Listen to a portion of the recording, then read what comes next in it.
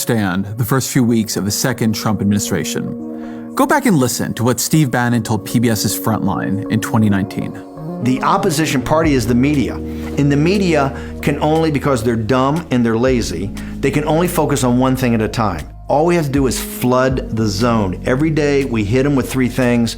They'll bite on one and we'll get all of our stuff done. Bang, bang, bang. These guys will never be able to recover. But we got to start with muzzle velocity. So it's got to start, it's got to hammer. What was the word? Muzzle velocity. Muzzle velocity. Bannon's insight there is real. Focus is a fundamental substance of democracy. It is particularly the substance of opposition. People largely learn of what the government is doing through the media. So if you overwhelm the media...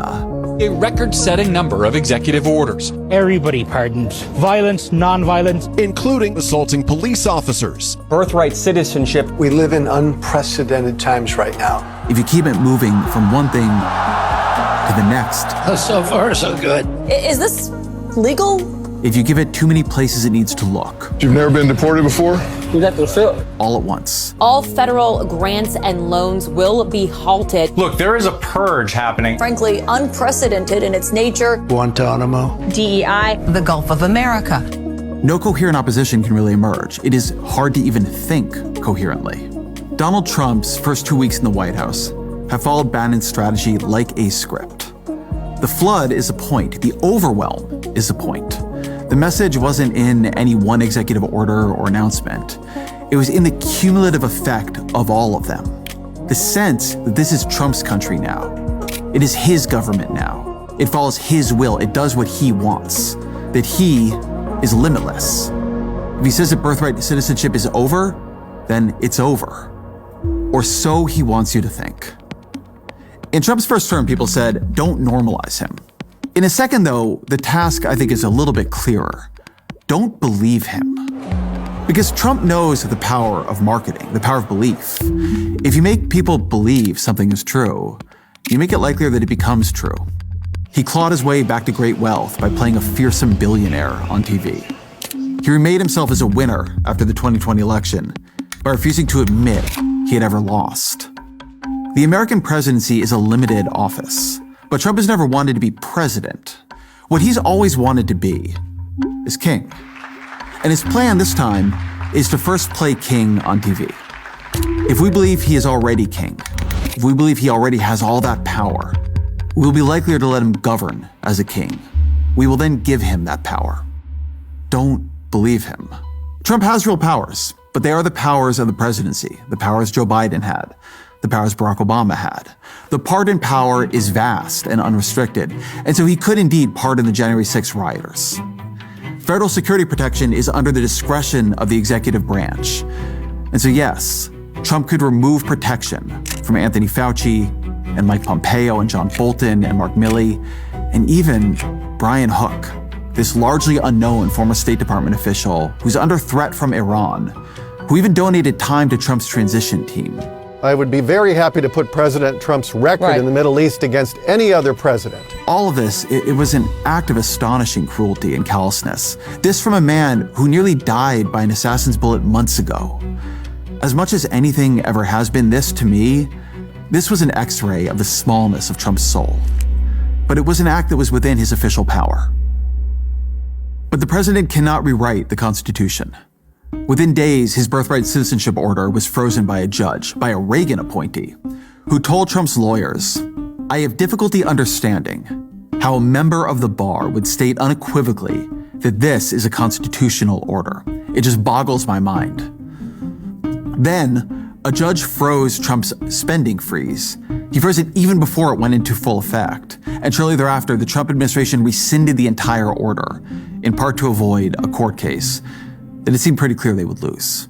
What Bannon wanted, what the Trump administration wants, is to keep everything moving fast. Muzzle velocity. If you're always consumed by the next outrage, you can't look closely at the last one. Then the impression of Trump's power remains, and the fact that he keeps stepping on rakes is missed. The projection of strength obscures the reality of weakness. Don't believe him.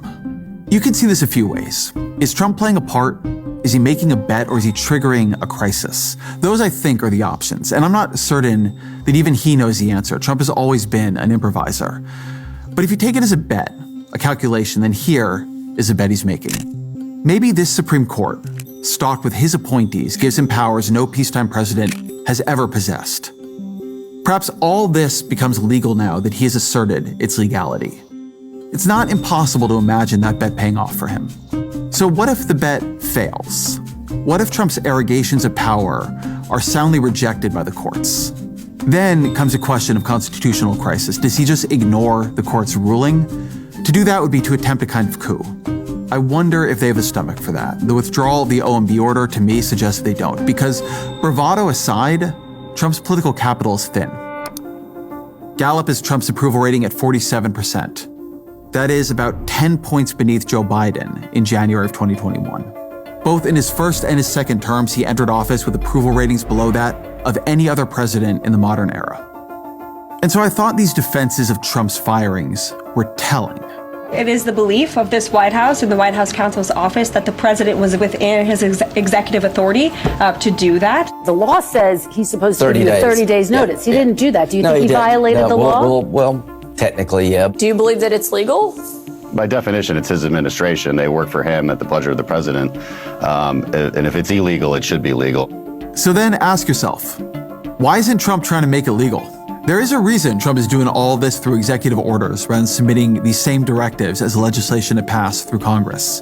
A more powerful executive could convince Congress to eliminate the spending he opposes, or to reform the civil service to give him the powers of hiring and firing that he seeks. And there's a good reason to do that. To write these changes into legislation would make them both more durable and would allow him to argue their merits in a more strategic way. He would be reforming the entire system. But Republicans at the moment, they have only a 3-seat edge in the House, smallest majority since the Great Depression. They have a 53-seat majority in the Senate. Trump is obviously doing nothing to reach out to Democrats. If Trump tried to pass this agenda as legislation, it would fail. And that would make Trump look weak. And Trump doesn't want to look weak. He remembers John McCain humiliating him in his first term by casting the deciding vote against Obamacare repeal. Congress is a place where you can lose. That is a tension at the heart of Trump's whole strategy. Today, I will sign a series of historic executive orders. Trump is acting like a king because he's too weak to govern like a president.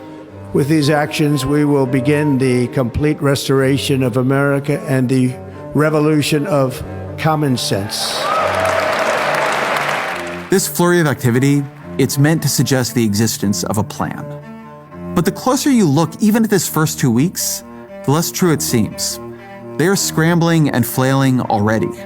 They are leaking against each other in the press already. We learned that the OMB directive was drafted reportedly without the input or oversight of key Trump officials. It didn't go through the proper approval process, an administration official told the Washington Post. For that to be the process and product of such a sweeping signature initiative in the second week of a president's second term, it's embarrassing. But it's not just a spending freeze. The Trump administration is waging an immediate war on the bureaucracy, trying to replace the deep state they believe hampered them in the first term. And a big part of this project seems to have been outsourced to Elon Musk, who's bringing the tactics he used at Twitter to the federal government. We're about 20% of the original size. So 80% left? Yes. He has longtime aides now at the Office of Personnel Management, and the email that got sent out to nearly all federal employees even reused the subject line of the email he sent out to Twitter employees after the acquisition. A fork in the road. It's a kind of bragging. Elon wants he wants everybody to know it was him. The email offered millions of civil servants a backdoor buyout. Agree to resign, and in theory, at least, you can collect your paycheck and benefits until the end of September without doing any work. The Washington Post reported that the email blindsided many in the Trump administration who would normally have consulted on a notice like that. It blindsided many of the people who are going to have to run these agencies that are now going to be dotted by resignations. I suspect Musk thinks of the federal workforce as this huge mass of woke and largely useless ideologues. For most federal workers, they have very little to do with politics. About 16% of them work in healthcare. These are nurses and doctors who work for the Veterans Affairs Department. How many of them does Musk want to lose? How many primary care doctors treating veterans is he hoping take a buyout? Twitter worked terribly after Musk's takeover. It had these frequent outages and bugs, but its outages are not a national scandal. When VA healthcare degrades, it is a national scandal. Most of what we're talking about here is a group text service at scale. How many people are really needed for that, you know? What Trump wants you to see in all this activity is command. What is really in all this activity is chaos. They have convinced themselves that speed and force is a strategy unto itself, that it is, in a sense, a replacement for an actual strategy, for thinking and talking things through, for consultation, for planning things out. Don't believe them. I had a conversation a couple months ago with someone who knows how the federal government works about as well as anyone alive. And I asked him what would worry him most if he saw Trump doing it. And what he said was that he would worry most if Trump went slowly. If he began his term by doing things that made him more popular, that made his opposition weaker and more confused. If he worked by stealth, if he tried to build strength for the midterms while slowly expanding his powers and chipping away at the state in the places where it was weakest, where people couldn't really see him doing it. But Trump didn't do any of that. Instead, muzzle velocity. And so the opposition to Trump, which seemed so listless and absent after the election, now it's beginning to rouse itself. There's a subreddit for federal employees where one of the top posts reads, "This non-buyout really seems to have backfired. I'll be honest, before that email went out, I was looking for any way to get out of this fresh hell. But now I'm fired up to make these goons as frustrated as possible." As I write this, it's been upvoted more than 39,000 times, and civil servant after civil servant is echoing the initial sentiment. In Iowa this week, Democrats flipped a state Senate seat in a district that Trump had won easily in 2024. The attempted spending freeze gave Democrats their voice back as they zeroed in on the popular programs Trump had imperiled.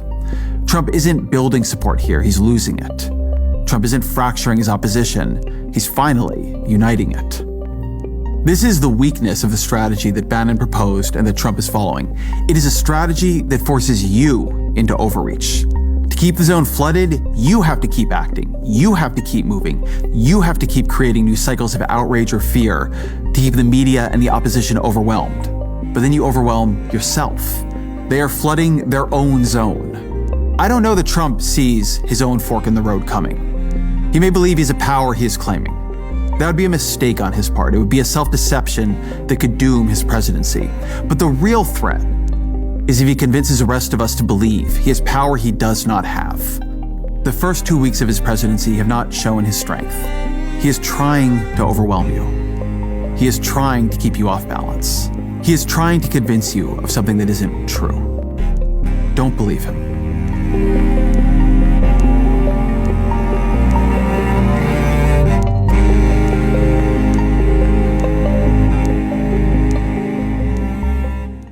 If you want to understand